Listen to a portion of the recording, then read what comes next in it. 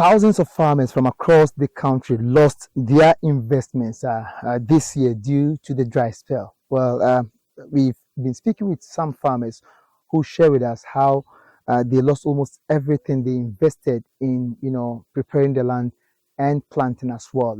This afternoon, we are here in a farm, an organic farm around Farmine under the Techiman municipality of the Bono East region to assess the impact of the dry spell here on the organic farms compared to the others who use chemical fertilizers. We've been speaking with some of these farmers, and let's listen to what their experiences have been so far as the drought spell is concerned.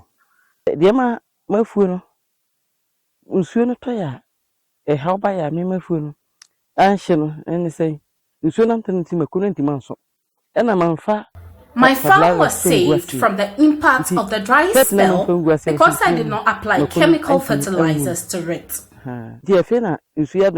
So I am now going to benefit from the farm because of the recent rains.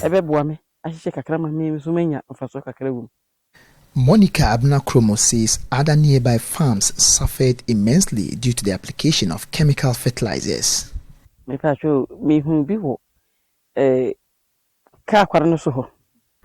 saw one farm by the roadside. The farm was completely destroyed because of the fertilizer applied to it.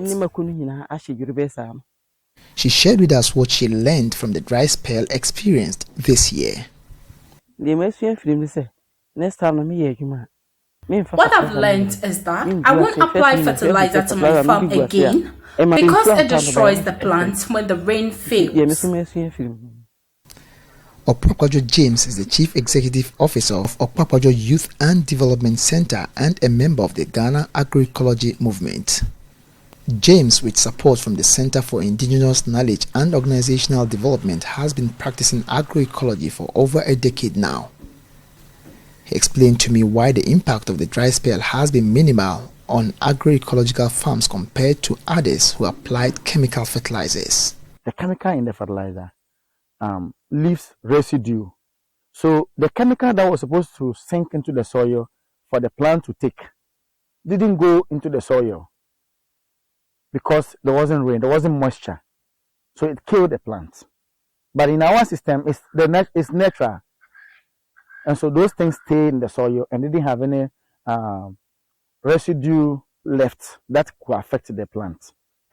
James is admonishing government as well as stakeholders in the agri sector, to embrace agroecology, which is obviously the right thing to do when it comes to food production. One thing the country needs to learn and going forward is that we need to embrace agroecology.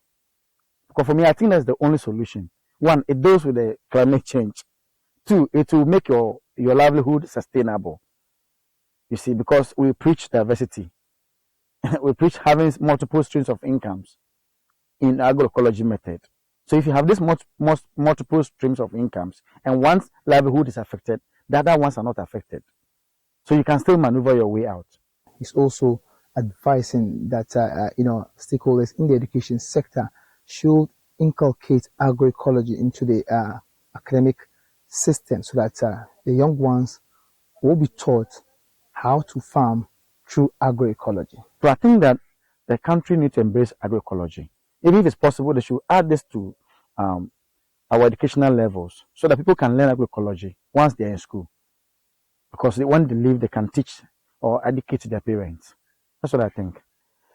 These farmers say the advantages of organic farming compared to chemical farming are enormous, as food crops produced from organic farming are much more healthier than those produced under chemical fertilizers. My crops are healthier compared to the others because mine last longer after harvest, but same cannot be said to the ones grown with chemical fertilizers. They are urging their colleague farmers to venture into organic farming, be able to survive, similar dry spells in future, as well as, improve their health, as these are naturally produced food items. In chemical farming, the pesticides you buy, the fertilizer you buy, but in our system, you don't buy anything. So agroecology is cheap for our health, cheap for the environment and cheap for the nation. Obviously, what happened this year has come to teach us that agroecology is the way to go, and farmers across the country should think of diversity through agroecology. From Farman here in the Techiman municipality of the Bonis region, my name is Anas Sabit, reporting for Joy News.